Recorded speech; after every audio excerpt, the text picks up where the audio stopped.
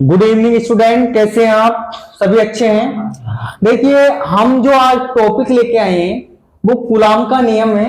Most important topic है और उसके ऊपर न्यूमेरिकल्स भी आते हैं और उसकी सहायता से दो और डेरिवेशन होते हैं।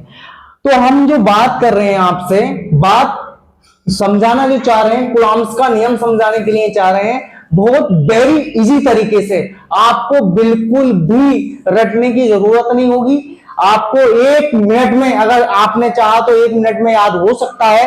देखिए, सबसे पहले हमने क्या करा, एक डायग्राम बनाया। क्या बनाया भाई? डायग्राम बनाया। इसमें हमने यहां पे लिख लिया Q और यहां पे लिख लिया Q0। Q1 और Q2 भी नाम दे सकते हैं, जरूरी नहीं है Q और Q0 ही लिखे हम। QA और QB भी लिख सकते हैं, बट आवेश कितने होने चाहिए? 2 आवेश होने चाहिए। देखिए, आवेशों के बीच जो बल लगता है वो बल कौन सा होता है? 2 प्रकार के बल लगते हैं आवेशों के बीच। एक आकर्षण बल लगता है और एक प्रतिकर्षण बल लगता है। तो ये आवेश कितने हैं? 2 आवेश है। 2 आवेश है। किन्हीं 2 आवेशों के बीच, कितने आवेशों के बीच? 2 आवेशों के बीच लगने वाला आकर्षण या प्रतिकर्षण बल, आकर्षण या प्रतिकर्षण बल, किन्हीं 2 आवेशों के बीच लगने वाला आकर्षण या प्रतिकर्षण बल दोनों आवेशों के, क्या बोला मैंने? दोनों आवेशों के गुणनफल के अनुक्रमानुपाती होता है। देखिए, अगर मैं बात करूं गुणनफल किसे कहते हैं? जैसे मैंने x की 22 से गुणा करा, ये तो गुणा हो गई। जब x की जब 22 से हम गुणा करते हैं, इजिकल्ट जो लिखते हैं x y, ये इसका गुणनफल हो गया। अब जो मैं बात कर रहा था, बात ये कर रहा था दोनों आवेशों के गुणनफल की। गुणनफल, दोनों आवेशों का गुणनफल क्या होगा? Q0 होगा। जब x और y का गुणनफल जो हो सकता है x y हो सकता है, वैसे ही दोनों आवेशों का गुणनफल क्या होगा? Q0। दोनों आवेशों के गुणनफल के अनुक्रमानुपाती होता है। दोनों आवेशों के गुणनफल के अनुक्रमानुपाती होता है। दूसरी बात क्या है? दोनों आवेशों के बीच की दूरी, दूरी को किससे लिखते हैं भाई? R से प्रेजेंट करते हैं। किससे प्रेजेंट करते हैं? R से। दोनों आवेशों के बीच की दूरी, दूरी के वर्ग, वर्ग का मतलब किससे होता है? स्क्वायर से होता है। किससे होता है भाई? स्क्वायर से होता है। स्क्वायर की व्युत्क्रमानुपाती होती है। व्युत्क्रमानी, जैसे व्युत्क्रम हम किसी चीज का निकालते हैं, जैसे हमारा ये A है, अगर हम A का व्युत्क्रम निकालेंगे तो A का व्युत्क्रम क्या आएगा? व्युत्क्रम का मतलब होता है उल्टे से। व्युत्क्रम का मतलब किससे होता है? उल्टे से। इसके अपोन में जब कुछ नहीं है तो हम क्या मान लेंगे? 1 मान लेंगे।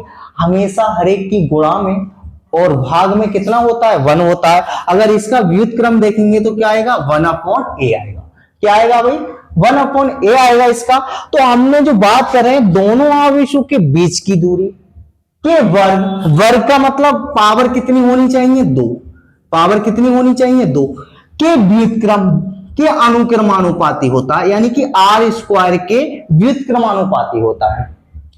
तो देखिए, ये बात जो मैंने आपको समझाई है वही बात मैं नोट कर रहा हूं, फिर एक बार और समझाऊंगा। देखिए, सबसे पहले हम हेडिंग डालेंगे कूलाम का नियम। क्या डालेंगे भाई? कूलाम का नियम। कूलाम का नियम लिखेंगे। किन्हीं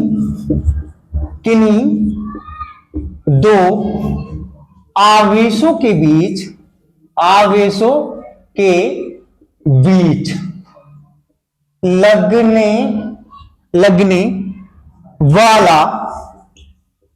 आकर्षण या प्रतिकर्षण बल,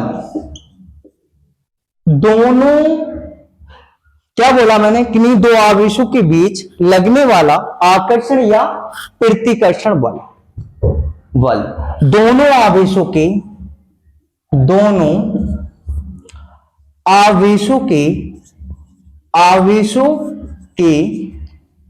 गुणनफल के अनुक्रमानुपाती होता है। होता है। पहली बात तो ये जो मैंने आपको समझाई थी वही बात मैंने नोट की है। दूसरी बात क्या है, देखिए ये नीचे का अभी रब कर रहे हैं हम। देखिए पहली बात ये मैंने समझाई थी आपको। अब दूसरी बात क्या है हमारी, दोनों आवेशों के बीच की दूरी, दूरी क्या है हमारी r, के वर्ग के व्युत्क्रमानुपाती होती है, वर्ग के व्युत्क्रमानुपाती होती है। लिखेंगे दोनों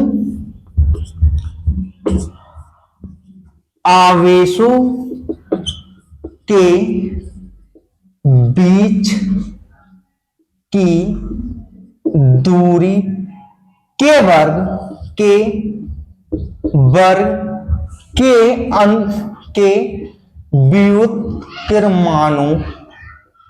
व्युत्क्रमानुपाती का मतलब मैंने अभी आपको बताया था, उल्टे से होता है, व्युत्क्रमानुपाती होता है।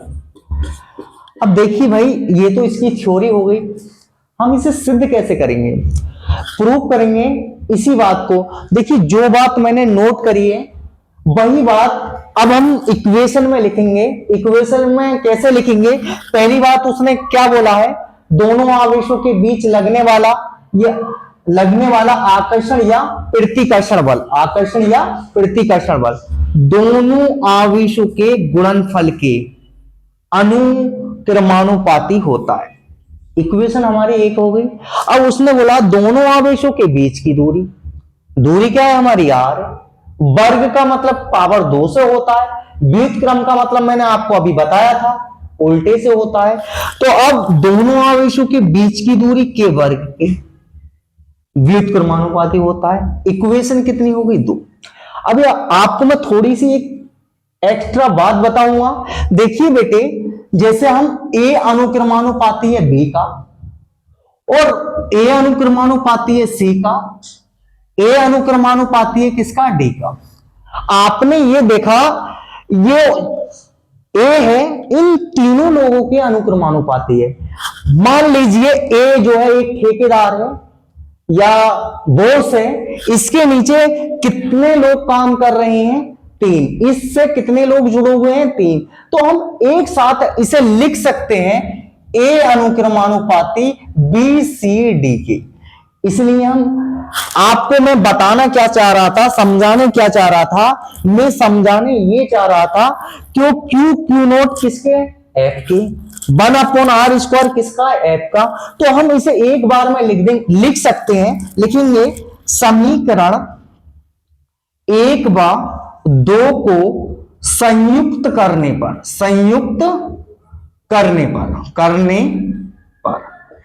करने पर देखिए भाई करेंगे F अनुक्रमानुपाती। सबसे पहले जैसे हमने A लिया था अभी, तो A की जगह पर मान लीजिए क्यू नोट है, क्यू नोट इनटू में क्या आ रहा है 1/r²।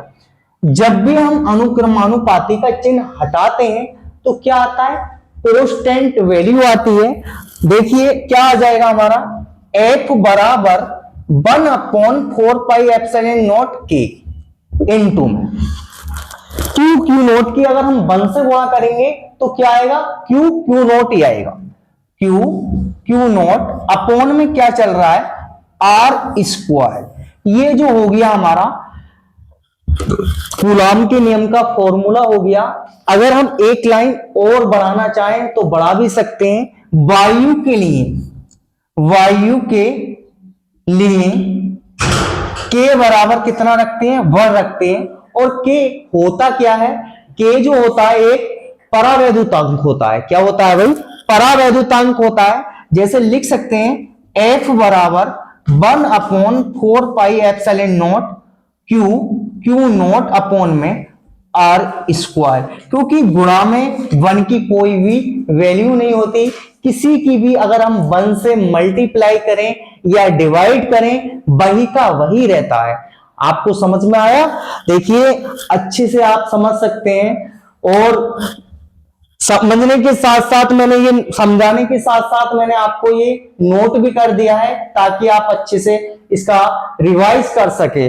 अब इसकी सहायता से हम आगे आपने अगर नोट कर लिया हो तो हम इसे रफ करेंगे। इसकी सहायता से हम 1/4πε0 का मात्रक निकालते हैं। कैसे निकालेंगे? अभी अगर ये आपको याद है, अगर ये आप समझ गए हैं तो इससे आगे इसी की सहायता से होगा।